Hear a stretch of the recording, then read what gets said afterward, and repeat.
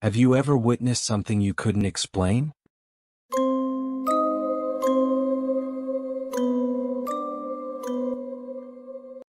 I still don't know if what I saw was real or just my mind playing tricks on me.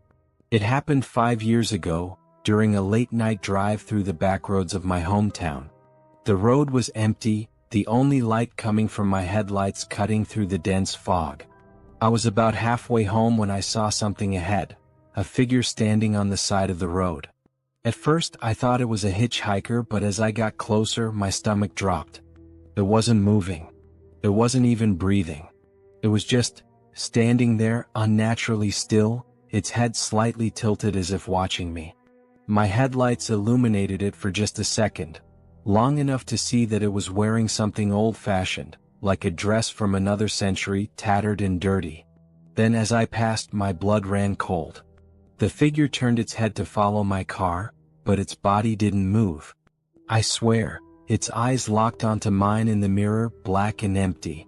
I hit the gas, speeding down the road, my hands shaking. But just as I was about to turn a corner, I caught a glimpse of something in my rearview mirror. It was standing in the middle of the road, right where I had seen it, but now facing me. I didn't stop. I didn't look back again. To this day I have no idea what it was. No one believes me when I tell the story, but sometimes when I drive that same road at night, I get the eerie feeling that someone, is still watching. They say the mind can rationalize anything, but I still can't explain what happened that night. I was 12, staying at my grandparents' house deep in the countryside. Their home was old, creaky wooden floors, dim lighting, the kind of place that felt stuck in time. My room was on the second floor with a single window overlooking the backyard. That night I woke up suddenly, unsure why. The house was silent, but something felt off. Then I heard it. A soft tapping on my window. At first I thought it was just a tree branch, but there were no trees close enough. The tapping continued, steady, deliberate. I didn't want to look, but something inside me forced my head to turn. There, just outside the glass, was a face. Pale, expressionless, eyes too dark to reflect any light. It wasn't pressed against the glass, it was floating. Just hovering outside my second-story window. I couldn't move. Couldn't scream. We just stared at each other, me frozen in my bed, it watching me from the darkness outside. Then, in the blink of an eye, it was gone. The next morning I told my grandparents. My grandfather went pale, my grandmother simply muttered, "You saw it too." They never explained. Never spoke about it again. And to this day I wonder, what did they see before me? And will it ever come back?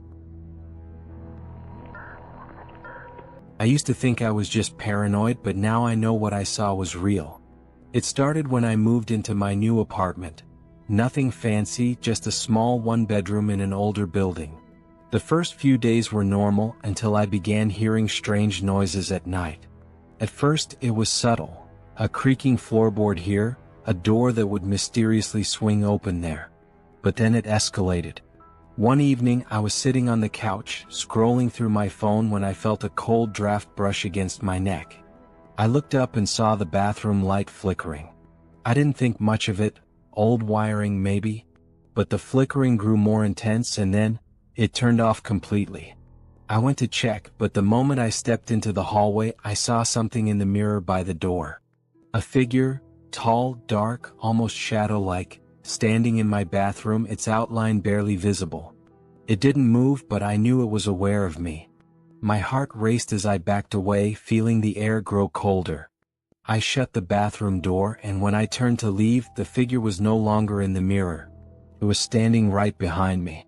I don't know how it happened, but the next thing I remember was waking up on the floor hours later with a throbbing headache. The bathroom door was wide open and the light was back on. But I've never been able to look at that bathroom the same way since. Every time I pass it, I feel like something is watching me from the mirror. I never believed in ghosts, but that all changed after what happened at my old job. I used to work the night shift at a 24-hour diner on the edge of town. It wasn't a busy place, just a handful of regulars who would wander in for coffee during the late hours. But one night, something happened that I can't explain. It was around 3 a.m. when the diner was completely empty, except for me and one other worker in the back. I was cleaning the counter, wiping down the mugs, when I heard the bell above the door ring. I looked up, expecting to see a customer, but no one was there. The door was still closed and no one was standing outside. I shrugged it off, probably just the wind, I thought. But then the bell rang again. This time I heard footsteps, slow dragging footsteps, coming from the hallway that led to the bathrooms. I froze. The only other person in the diner was in the kitchen and no one had entered. I called out but no answer. The footsteps continued, getting closer. My heart was pounding in my chest as I slowly moved toward the hallway. The air turned colder as I reached the door. That's when I saw it. A shadow, tall and thin, standing at the far end of the hallway just outside the bathroom. It didn't move, didn't even seem to breathe, but I could feel its presence. It was watching me. I ran to the back to get my coworker, but when we returned, the shadow was gone. The diner was empty and the bell hadn't rung again. We checked the entire building, no sign of anyone. I never went back to that diner after that night. It's been years, but I still can't shake the feeling of what I saw that night. I was camping with some friends in a remote forest far from any civilization. We'd set up our tents in a small clearing, surrounded by thick trees and the kind of silence you only get deep in the wilderness. Everything was fine until we gathered around the campfire that evening. We were telling stories, laughing, when one of my friends, David, went quiet. We all turned to look at him, but he was staring into the woods, his face pale. "Do you hear that?" he whispered. We fell silent, straining to listen. At first I couldn't hear anything, but then I began to hear it, soft, almost imperceptible, like the sound of someone walking through the leaves. But there was no one there. We stood up, scanning the trees. It felt like the forest itself was holding its breath. And then we saw it. A figure standing at the edge of the trees just beyond the reach of our firelight. It was tall, unnaturally tall, with long limbs that seemed to stretch and distort as it moved. It didn't walk, it glided, shifting between the trees like a shadow. Before any of us could react, it vanished into the darkness, leaving behind only the sound of the wind rustling through the leaves. We were too scared to move, too scared to even speak. It felt as though the forest had swallowed it whole. We didn't sleep that night. None of us said a word, but we all knew something had been watching us. Something that wasn't human. And when we packed up to leave the next morning, the clearing was eerily quiet, too quiet as if it was waiting for us to go. I was just a kid when it happened, but I'll never forget it. My family used to spend weekends at this old cabin near a lake. It wasn't much, rustic, surrounded by trees, but peaceful. My parents loved the place, but I never felt comfortable there. There was always something about the cabin that made the hairs on the back of my neck stand up. One evening, I was sitting by the window, staring out at the dark water. I loved to watch the moonlight ripple across the surface, but that night something caught my eye, a figure standing at the edge of the lake. It wasn't a person. At least it didn't look like one. It was tall and thin, its arms hanging at strange angles. Its skin was pale, almost translucent, and it seemed to shimmer in the moonlight. I couldn't see its face, but there was something deeply unsettling about it, something that made my heart race. I ran to my parents, but when we returned, the figure was gone. My dad said I must have imagined it, just shadows, he said. But I knew what I saw. I felt it. That night as I lay in bed, I heard something outside my window, a soft tapping. I froze, not daring to move. The tapping continued, slow and deliberate, just like the sound of fingernails tapping on glass. I wanted to call out, but I couldn't. I didn't want to look. But then I heard a voice, soft, barely a whisper. It wasn't human. "Come closer." I don't know how long I stayed awake, but when I finally fell asleep, I had the strangest dream. I was standing by the lake, staring at the same figure, and it was staring right back at me, its empty eyes locked onto mine. The next morning we left the cabin early. I don't think I ever want to go back. I was just a kid when it happened, but I'll never forget it. My family used to spend weekends at this old cabin near a lake. It wasn't much, rustic, surrounded by trees, but peaceful. My parents loved the place, but I never felt comfortable there. There was always something about the cabin that made the hairs on the back of my neck stand up. One evening, I was sitting by the window staring out at the dark water. I loved to watch the moonlight ripple across the surface, but that night something caught my eye, a figure standing at the edge of the lake. It wasn't a person. At least it didn't look like one. It was tall and thin, its arms hanging at strange angles. Its skin was pale, almost translucent, and it seemed to shimmer in the moonlight. I couldn't see its face, but there was something deeply unsettling about it, something that made my heart race. I ran to my parents, but when we returned, the figure was gone. My dad said I must have imagined it, just shadows, he said. But I knew what I saw. I felt it. That night as I lay in bed, I heard something outside my window, a soft tapping. I froze, not daring to move. The tapping continued, slow and deliberate, just like the sound of fingernails tapping on glass. I wanted to call out, but I couldn't. I didn't want to look. But then I heard a voice, soft, barely a whisper. It wasn't human. Come closer. I don't know how long I stayed awake, but when I finally fell asleep, I had the strangest dream.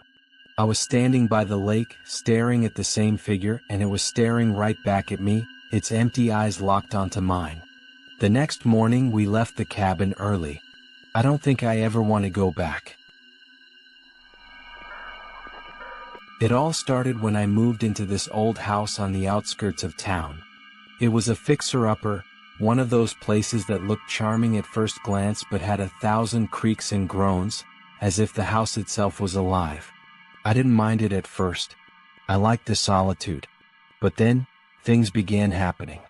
One evening I was unpacking some boxes in the living room when I heard a soft sound, like whispering. At first I thought it was just the wind, but the sound grew clearer, like it was coming from the walls. I stood still, straining to listen, and for a moment, it felt as though someone was right behind me, whispering my name. I turned around, but no one was there. The whispering continued, now coming from the corner of the room. My heart raced, but I tried to convince myself it was just my imagination. The house was old after all. Maybe it was just the pipes or the house settling. But then the lights flickered. I wasn't sure if it was the electrical wiring, but when the lights blinked back on, I saw something I'll never forget. In the reflection of the window just behind me, I saw a figure. It was pale, featureless, but I could feel its presence. I turned around, but it was gone. The room was empty. After that, the whispers became more frequent. Sometimes I'd hear them in the middle of the night, so soft that I wasn't sure if they were real. Other times, the whispers would grow louder, as though they were coming from right behind me.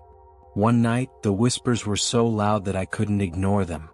I followed the sound, deep into the basement, where the air turned frigid. And there, at the bottom of the stairs, I saw it. A door, old and rotting, slightly ajar. The whispers were coming from beyond it. I haven't opened that door. I don't plan to. And I still hear the whispers every now and then, no matter where I am in the house. It happened when I was staying at my cousin's house for the summer. Their place was isolated, up in the mountains far from the city.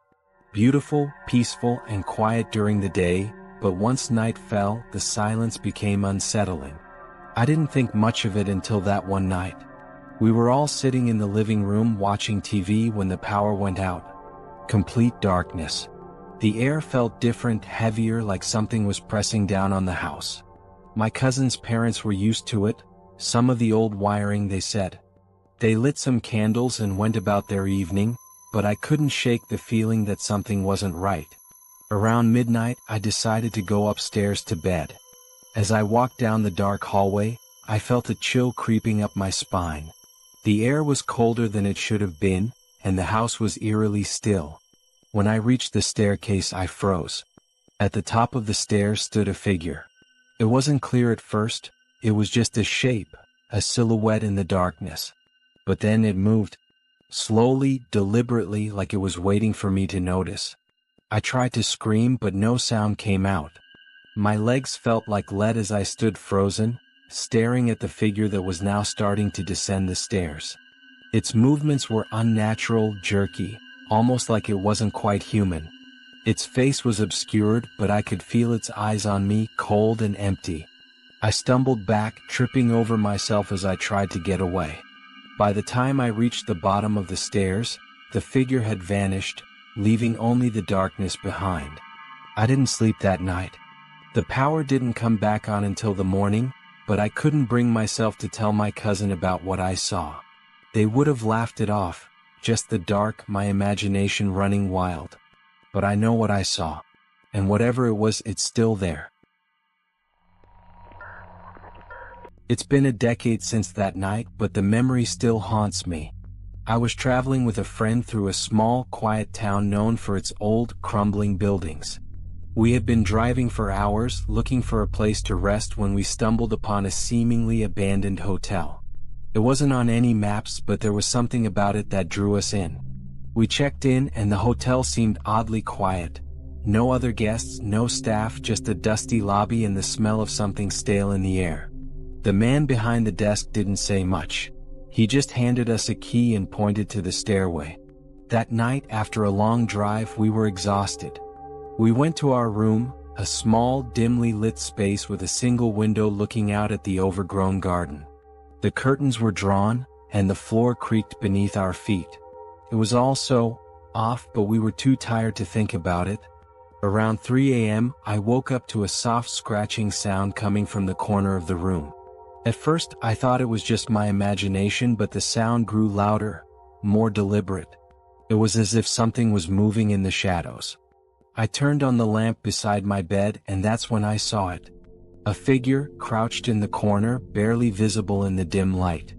Its face was twisted, barely human, and it was slowly crawling toward me, dragging its body across the floor in a way that made my stomach churn. I screamed, waking my friend, but when we turned on the light, the figure was gone. There was nothing in the corner, just the shadows of the room. We checked the entire place, but it was as if the room had been untouched since we arrived.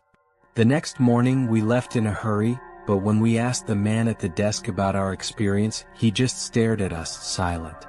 We never spoke about it again. To this day, I wonder what I really saw in that room. And more importantly, what was it waiting for? I didn't believe in spirits, but that was before I stayed at my aunt's old house. It was a beautiful two-story Victorian home, with high ceilings and large windows that let in a lot of light during the day. But at night something changed. The house seemed to breathe with a life of its own. I was visiting for a weekend, alone in my room on the second floor, when I started hearing footsteps. They were soft at first, just a faint tapping as if someone were walking up and down the hallway outside my door.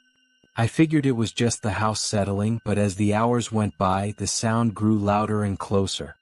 At around midnight, I heard it again. This time, the footsteps were followed by a soft, low whispering. My heart started to race. I had a feeling that I wasn't alone in that house. I tried to ignore it, but when I heard the whispering again, I couldn't stay still any longer. I opened the door to check the hallway. It was empty, the shadows stretched long under the dim light of the hallway lamp. That's when I saw it. At the far end of the hallway stood a figure, barely visible in the darkness. It was tall and thin, almost skeletal, with long bony fingers that seemed to stretch unnaturally. I couldn't see its face, but I could feel its presence, cold, heavy, suffocating. I froze, my breath caught in my throat. The figure didn't move. It just stood there watching me. After what felt like an eternity, I closed the door and locked it. The whispering stopped, but I couldn't sleep. I stayed awake the entire night, the sound of the footsteps echoing in my head. The next morning, I told my aunt, but she just looked at me with a knowing expression, as if this wasn't the first time someone had seen it. She didn't say more, but she didn't need to. I left that day and I never went back to that house. and I still wonder if something is still there, waiting in the shadows. It was a summer evening when I went to visit my grandmother's house, a small cottage tucked away in the woods. The house had been in the family for generations, and though it was old, there was a certain warmth to it. But there was always something off about the place. My grandmother would never let anyone near the attic, and the basement always had a cold, damp smell, even in the heat of summer. I didn't think much of it until the night I stayed over. I was lying in bed trying to sleep when I heard soft footsteps in the hallway. They weren't the creaks of the house settling. No, this was something else. I could hear the distinct sound of someone walking slowly, deliberately. I assumed it was my grandmother checking on me, so I didn't think twice about it. But then I heard the footsteps stop just outside my door. I waited for the usual knock, but it never came. Instead, the door creaked open slightly, and I could see a faint shadow moving past the crack. I held my breath, thinking it was just my imagination. But then the whispering started. It was quiet at first, just a soft murmur like someone was speaking from the other side of the door. But the words were strange, unintelligible, almost like a language I didn't recognize. I didn't dare move, didn't dare make a sound. The whispering grew louder, more frantic, until it sounded like it was right next to me. It was coming from behind the door, and I could hear something scratching at the wood. Terrified, I pulled the covers over my head, hoping it would go away. When I finally mustered the courage to peek out, the door was shut. The hallway was silent. The next morning, I asked my grandmother about it. She looked at me with wide eyes, then gently told me to never go near the attic or basement alone. She didn't explain why, but I could tell she knew something I didn't. I never stayed the night again. And to this day, I wonder what was waiting for me outside that door. It was a typical Friday night when I went to the old library on the edge of town. I had passed it a million times but never thought to enter until that evening. The place had an eerie charm, tucked between two dark alleys, its windows darkened with dust and age. The bell above the door gave a soft jingle when I pushed it open, and the smell of old paper filled the air. At first, I thought it was just an abandoned place. Old books, dark corners, the kind of place you might expect ghosts to haunt.